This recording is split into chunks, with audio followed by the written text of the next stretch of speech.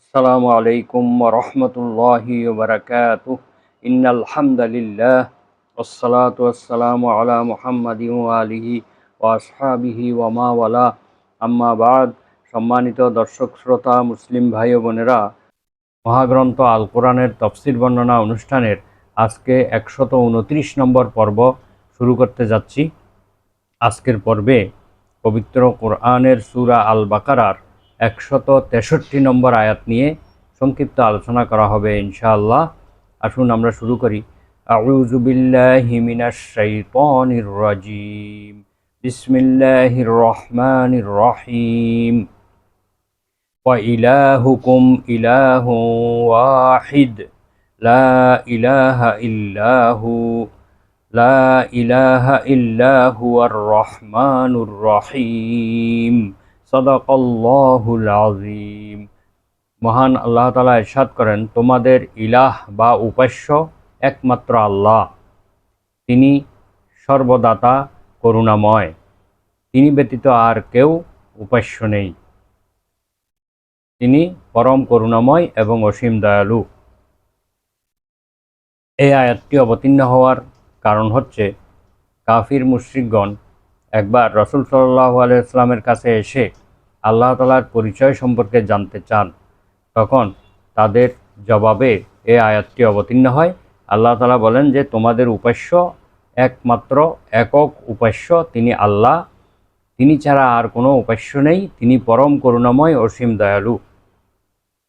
উপাস্য হওয়ার ব্যাপারে তিনি এক, তার কোনো অংশীদার নেই, তার মতো কেউ নেই। পবিত্র কোরআনে এসেছে, লাইসা কামিসলিহি শাই, তার মতো কোনো কিছুই নেই। তিনি কারো মুখাপেক্ষী নন। আল্লাহুস সামাদ লাম ইয়ালিদ ওয়ালাম ইউলাদ, তিনি কারো মুখাপেক্ষী নন, তিনি স্বয়ং সম্পূর্ণ। তিনি কোনো কাউকে জন্ম দেননি, তিনিও কারো থেকে জন্মগ্রহণ করেননি, ইত্যাদি পবিত্র কোরআনে উল্লেখ রয়েছে। তো আল্লাহ তাআলা আরো বলেন, আলিফ লাম মিম আল্লাহু লা ইলাহা ইল্লা হুয়াল হাইয়ুল কাইয়্যুম। আলিফ লাম মিম এর অর্থ আল্লাহই ভালো জানেন। আল্লাহ ছাড়া কোনো উপাস্য নেই, তিনি চিরঞ্জীব, চিরস্থায়ী। সূরা আল ইমরানের 1 থেকে 2 নম্বর আয়াত। এভাবে আল্লাহ তাআলার পরিচিতি এখানে তুলে ধরা হয়েছে, কারণ আল্লাহ তাআলার পরিচিতি সবার আগে আমাদের জানতে হবে। সূরা মুহাম্মাদের 19 নম্বর আয়াতে আল্লাহ বলেন, ফাআলাম আন্নাহু লা ইলাহা ইল্লাল্লাহ ওয়াস্তাগফির লিযামবিক। ফাআলাম, তুমি জ্ঞান অর্জন করো, তুমি জেনে নাও, আন্নাহু লা ইলাহা ইল্লাল্লাহ, নিশ্চয়ই তিনি আল্লাহ, তিনি ছাড়া আর কোনো সত্যিকারের উপাস্য নেই, প্রকৃতপক্ষে কোনো উপাস্য নেই। অর্থাৎ লা ইলাহা ইল্লাল্লাহ এর জ্ঞান তুমি সবার আগে অর্জন করো। ওয়াস্তাগফির লিযামবিকা, অতঃপর তুমি তোমার গুনার জন্য ক্ষমা প্রার্থনা করো। গুনার জন্য ক্ষমা প্রার্থনা করা, এটা হচ্ছে আমল। আর ফাআলাম আন্নাহু লা ইলাহা ইল্লাল্লাহ, আল্লাহ তাআলার জ্ঞান অর্জন করা, এটা হচ্ছে ঈমান। আর এটা হচ্ছে সবার আগে। তো আল্লাহ তাআলাকে আমাদেরকে সবার আগে চিনতে হবে, কারণ আল্লাহ তাআলাকে না চিনলে তার ইবাদত করা যাবে না, তার ইবাদত করাটা আগ্রহ সৃষ্টি হবে না।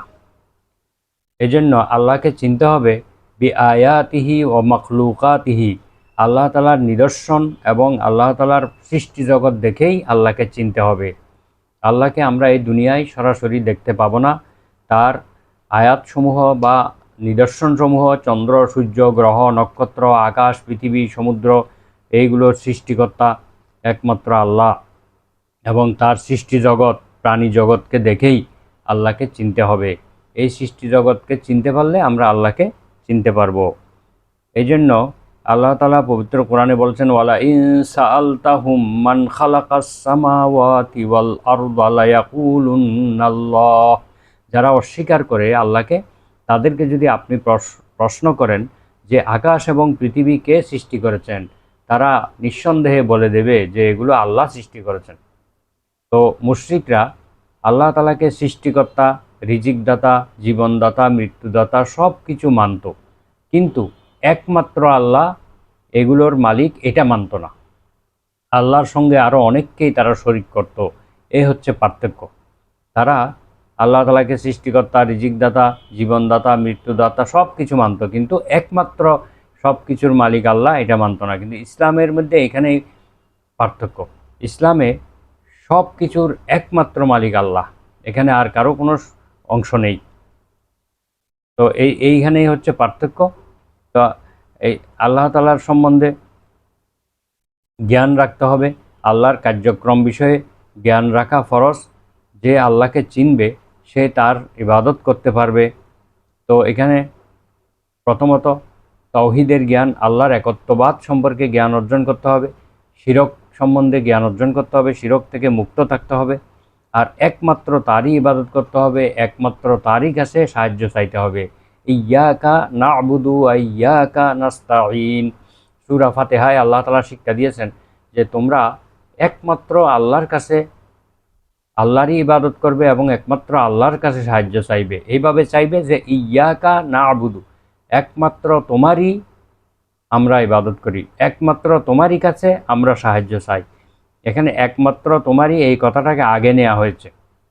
এটা বাক্যের গঠন অনুযায়ী পরে হওয়ার কথা ছিল, কিন্তু সেটা আগে হয়ে গেছে কেন? যাতে শিরক করার বা অন্য কারো কাছে সাহায্য চাওয়ার, অন্য কারো ইবাদত করার কোনো সুযোগ না থাকে। এজন্য ইয়াকা, একমাত্র তোমারই, না আবুদু, আমরা ইবাদত করি। এইখানে একমাত্র তারই ইবাদত করতে হবে, তারই কাছে সাহায্য চাইতে হবে, না হলে তাওহীদের কোনো অর্থ হয় না। আল্লাহ তাআলাকে উপাস্য হিসেবে মানার কোনো অর্থই হয় না। যদি অন্যের কাছে সাহায্য চাই, আমরা অন্যের ইবাদত করি, তাহলে কিন্তু আমরা আল্লাহর একত্ববাদ থেকে বহু দূরে সরে যাব। আর প্রার্থনা করতে হবে, দোয়া করতে হবে একমাত্র আল্লাহর কাছে, অন্য কারো কাছে দোয়া করা যাবে না। তো যারা আল্লাহ তাআলাকে চিনে না, তারা আল্লাহ তাআলার ইবাদতও করতে পারে না। এই জন্য আল্লাহ তাআলাকে চেনার জন্য তার আয়াতসমূহ এবং তার নিদর্শনসমূহ সম্পর্কে জ্ঞান অর্জন করতে হবে, এবং আল্লাহ তাআলার সৃষ্টি জগতের প্রতি দৃষ্টি নিক্ষেপ করলেই আমরা আল্লাহকে চিনতে পারি যে এদের একজন সৃষ্টিকর্তা আছে। আল্লাহ তাআলা বলেন, বাদিউস সামাওয়াতি ওয়াল আরদি আন্না ইয়াকুনু লাহু ওয়ালাদ। আল্লাহ তাআলা আকাশ এবং জমিনকে তুলনাবিহীনভাবে সৃষ্টি করেছেন। আন্না ইয়াকুনু লাহু ওয়ালাদ, কোথা থেকে আল্লাহর সন্তান হবে? ওয়ালাম তাকুন লাহু সাহিবা, আল্লাহ তাআলার তো কোনো স্ত্রী নেই। ওয়া খালাকা কুল্লা শাইইন ওয়া হুয়া বিকুল্লি শাইইন আলিম, তিনি সকল বস্তু, সকল প্রাণী, সকল সৃষ্টি জগৎ তিনি সৃষ্টি করেছেন। ওয়া হুয়া বিকুল্লি শাইইন আলিম, আর তিনি সকল বিষয়ে, সকল বস্তু সম্পর্কে তিনি মহাজ্ঞাত। যালিকুমুল্লাহু রাব্বুকুম লা ইলাহা ইল্লা হুয়া, তিনিই তো তোমাদের প্রতিপালক, তিনি ছাড়া আর কোনো সত্যিকারের উপাস্য নেই, যার কোনো সন্তান নেই, যার কোনো স্ত্রী নেই, যিনি সকল বিষয়ে সর্বজ্ঞাত, তিনিই তো তোমাদের রব, তোমাদের প্রতিপালক, তিনি ছাড়া কোনো সত্যিকারের উপাস্য নেই। খালিকু কুল্লি শাইইন ফা'বুদুহ, তিনি সকল বস্তুর সৃষ্টিকর্তা, অতঃপর তোমরা তারই ইবাদত করো। ওয়াহুয়া আলা কুল্লি শাইইন ওয়াকিল, তিনি সকল বিষয়ের অভিভাবক, সকল বিষয়ের তিনি তত্ত্বাবধায়ক, তোমরা তারই ইবাদত করো। আল্লাহ তাআলা আরো বলেন, ফাআলুল লিমা ইউরিদ, তিনি এমন একজন সত্তা যিনি যা ইচ্ছা তা করতে পারেন, তিনি যা ইচ্ছা তা করতে পারেন। লা তুদরিকুহুল আবসার ওয়া হুয়া ইউদরিকুল আবসার, দৃষ্টিসমূহ তাকে আচ্ছন্ন করতে পারে না, কিন্তু তিনি সকল দৃষ্টিকে তিনি আচ্ছন্ন করে রেখেছেন। সকল দৃষ্টি আল্লাহকে খুঁজে পাবে না, কিন্তু আল্লাহ তাআলা সকল দৃষ্টিকে পরিবেষ্টন করে রেখেছেন। আন্নাহু মান ইউশরিক বিল্লাহি ফাকাদ হাররামাল্লাহু আলাইহিল জান্নাহ, যেই ব্যক্তি আল্লাহর সঙ্গে শিরক করবে, আল্লাহর সঙ্গে অংশীদার স্থাপন করবে, আল্লাহ তাআলা তার জন্য জান্নাতকে হারাম করে দেবেন, সে কখনো জান্নাত পাবে না। ওয়ামান ইয়াকফুর বিল ঈমানি ফাকাদ হাবিতা আমালুহ, যেই ব্যক্তি ঈমানের সাথে কুফরি করবে, অর্থাৎ ঈমান না এনে ঈমানের সাথে কুফরি করবে, তার জীবনের সকল ভালো আমলগুলো, কাজগুলো সব বিনষ্ট হয়ে যাবে, সবগুলো নষ্ট করে দেবেন। আল্লাহ তাআলা সবগুলো নষ্ট করে দেবেন। সৎকর্ম কবুল হওয়ার জন্য ঈমান শর্ত। ঈমান যদি না থাকে, সেই যতই জনকল্যাণমূলক কাজ করুক না কেন, যত ভালো ভালো জিনিস উদ্ভাবন করুক, আবিষ্কার করুক, সে কোনো কিছুই কোনো প্রতিদান পাবে না, সবগুলোই তার বিনষ্ট হয়ে যাবে। এই জন্য আল্লাহ তাআলা বলছেন, ইন্নাল্লাযীনা আমানু ওয়া আমিলুস সলিহাতি লাহুম জান্নাত, নিশ্চয়ই যারা ঈমান এনেছে এবং সৎকর্ম করেছে তাদের জন্য রয়েছে জান্নাত। অর্থাৎ ঈমান আনতে হবে, সৎকর্ম কবুল হওয়ার জন্য ঈমান আনতে হবে। আর ঈমান আনলেও হবে না, ঈমানের সাথে সৎকর্মও থাকতে হবে, তাহলে তাদের জন্য জান্নাত রয়েছে। সর্বোপরি কথা হলো, মহান আল্লাহ তাআলার একত্ববাদ সম্পর্কে আমাদেরকে জ্ঞান অর্জন করতে হবে এবং আল্লাহ তাআলাকে একক এবং অদ্বিতীয় উপাস্য হিসাবে গ্রহণ করতে হবে, একমাত্র তারই ইবাদত করতে হবে, একমাত্র তার কাছেই সাহায্য চাইতে হবে এবং জীবনের সব কিছুর মালিক একমাত্র আল্লাহ, একথা স্বীকার করতে হবে, স্বীকৃতি দিতে হবে, মনে প্রাণে বিশ্বাস করতে হবে।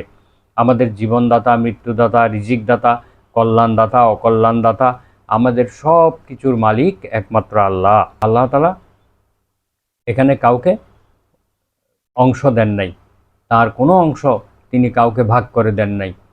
তিনি একক এবং অদ্বিতীয়, একক ক্ষমতার অধিকারী, তিনি যা ইচ্ছে তা করতে পারেন। ফাআলুল লিমা ইউরিদ ইয়াফআলু মা ইয়াশা, তিনি যা ইচ্ছে তা করতে পারেন। তিনি এই তার ক্ষমতা, তার কার্যাবলী, তার গুণাবলী, তার এই সৃষ্টিরাজ্যের সকল কিছু নিজের হাতে রেখেছেন, তিনি কাউকে এগুলো অংশ দেন নাই। অনেকে ভুল করে যেন কখনো এই অংশীদার স্থাপন না করে আল্লাহর সাথে, তাহলে সে কিন্তু জীবনের সকল আমলগুলো ধ্বংস করে ফেলবে, এগুলো তার জীবনে কোনো কাজে আসবে না। তো আল্লাহ তাআলা আমাদেরকে মহান আল্লাহ তাআলার একত্ববাদকে মেনে নিয়ে তার প্রতি বিশ্বাস স্থাপন করে এবং নেক আমল করার তৌফিক দান করুন। ওয়া আখিরু দাওয়ানা আনিল হামদুলিল্লাহি রাব্বিল আলামিন। সুবহানাকা আল্লাহুম্মা ওয়া বিহামদিকা আশহাদু আল্লা ইলাহা ইল্লা আনতা আস্তাগফিরুকা ওয়া আতুবু ইলাইক। আসসালামু আলাইকুম ওয়া রাহমাতুল্লাহ।